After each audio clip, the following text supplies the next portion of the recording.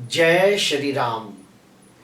मैं वसंत रावल आज ही मैं आपको बताने आया हूं जन्म कुंडली के अंदर अकेला अष्टमेश कितने प्रकार के राजयोग निर्माण करता है। आइए सबसे पहले हम लोग जानते हैं अष्टम भाव के बारे में। जन्म कुंडली के इस भाव को हम अष्टम भाव कहते हैं और इसकी गिनती की शुरुआत कहां से होती है? यहां से। इसे हम लग्न भाव कहते हैं और इसे पहला भाव कहते हैं। ये पहला भाव, फिर दूसरा, तीसरा, चौथा, पांचवा, छठवां, सातवां और आठवां भाव। ये है कुंडली का बहुत इंपॉर्टेंट भाव। क्यों?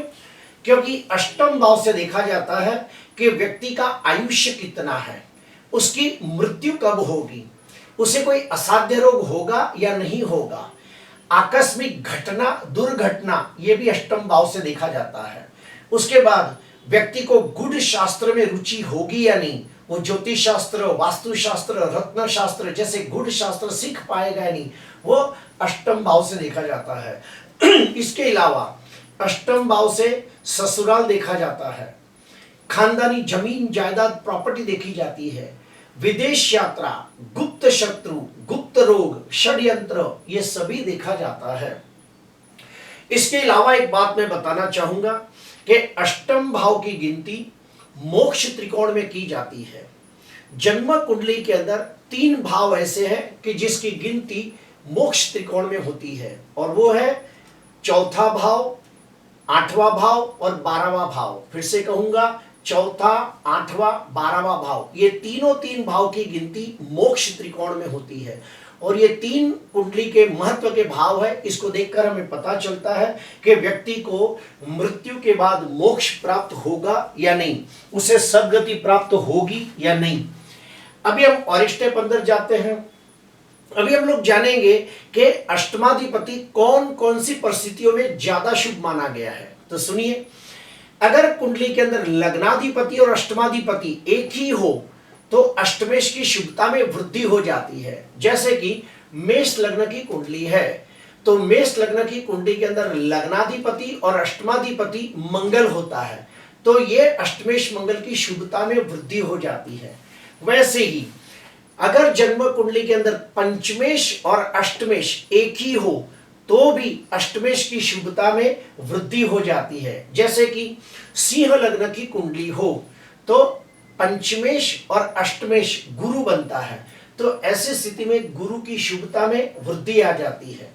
और एक एग्जांपल देता हूं कि अगर व्यक्ति की कुंडली में कुंभ लग्न हो तो कुंभ लग्न की कुंडली के अंदर पंचमाधिपति भी बुध है, अष्टमाधिपति भी बुध है तो यहाँ पे अष्टमेश बुध को ज्यादा शुभ माना जाएगा। क्यों?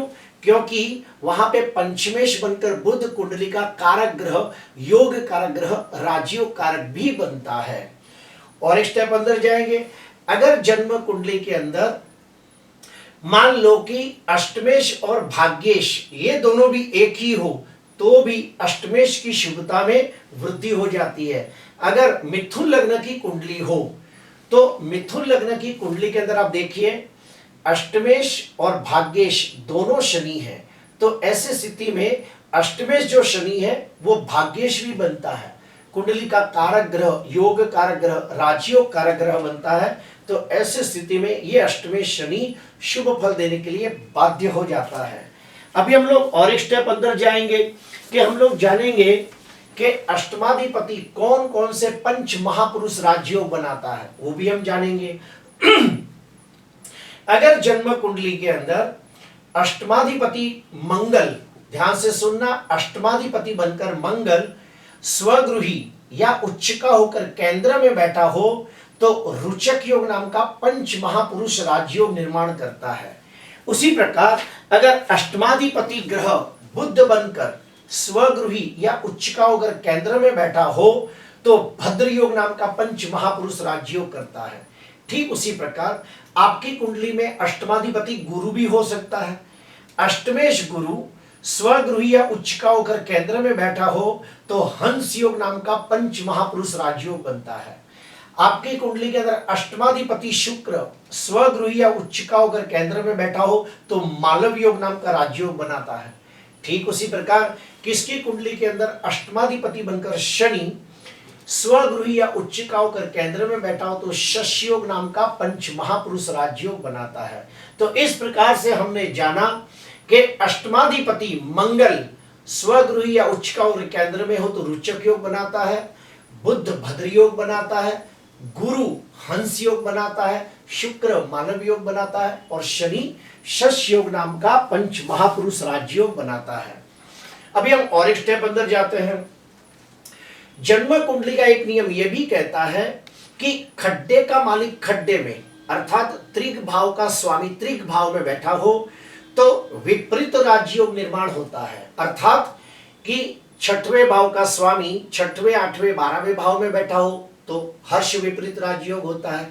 तो इस प्रकार से अलग अलग राजयोग होते हैं, उसकी चर्चा करेंगे। आज हम चर्चा कर रहे हैं अष्टमेश की। अगर अष्टमाधिपति ग्रह छठवें भाव में बैठा हो तो हर्ष विपरीत राजयोग निर्माण होता है और ऐसे व्यक्ति की तंदुरुस्ती बहुत अच्छी होती है, वो शत्रुओं के ऊपर विजय प्राप्त करता है, इसलिए उसे शत्रुंजय भी कहा जाता है। अष्टमाधिपति ग्रह अगर अष्टम भाव में बैठा हो तो सरल विपरीत राजयोग निर्माण होता है।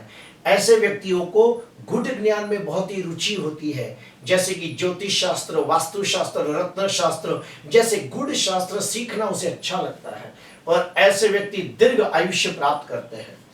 अष्टमाधिपति ग्रह अगर 12वें भाव में हो तो विमल विपरीत राजयोग बनता है। ऐसे व्यक्तियों को पैतृक संपत्ति प्राप्त होती है, विदेश जाने से लाभ होता है, लेकिन याद रहे हर्ष विपरीत राजयोग हो या सरल विपरीत राजयोग हो या विमल विपरीत राजयोग हो, ये तभी फल देता है जब कुंडली के अंदर लग्नाधिपति ग्रह बलवान होकर बैठा हो तो ही ये अच्छा फल देता है। अभी हम लोग आगे बढ़ेंगे कि जैसे मैंने आपको पहले ही कहा कि अगर कुंडली के अंदर पंचमाधिपति और अष्टमाधिपति एक ही ग्रह हो तो निश्चित तौर पे बहुत अच्छा फल देता है। अगर मान लो अष्टमाधिपति ग्रह कोई उच्च के ग्रह के साथ नीच भंग राजयोग बनाता हो तो भी बहुत अच्छा फल मिलता है। आइए और एक स्टेप अंदर जाते हैं। काफी बार ऐसा होता है कि जन्म कुंडली के अंदर जो ग्रह बैठा है वो ग्रह नवमांश कुंडली के अंदर उसी राशि में बैठा हो तो उसे हम राशि वर्गोत्तमी कहते हैं। एग्जाम्पल के तौर पे यहां पे देखिए, जन्म कुंडली के अंदर सूर्य अष्टमेश बनकर सिंह राशि में ही बैठा है, नवमांश कुंडली के अंदर भी सिंह राशि में है, तो हम कहेंगे कि ये सूर्य विपरीत राजयोग निर्माण कर रहा है। ठीक उसी प्रकार अष्टमाधि जो भी जन्म कुंडली के अंदर अष्टमाधिपति सूर्य कुंडली के कोई भी भाव में बैठा हो, जैसे कि यहाँ चौथे भाव में बैठा है, अगर नवमांश कुंडली में भी वो उसी भाव में बैठा हो तो फिर उसे कहते हैं भाव वर्गोत्तमी। फिर से कहूंगा, जन्म कुंडली का अष्टमेश जन्म कुंडली की जिस राशि में बैठा हो नवमांश कुंडली में भी उसी राशि में हो तो उसे राशि वर्गोत्तमी कहते हैं।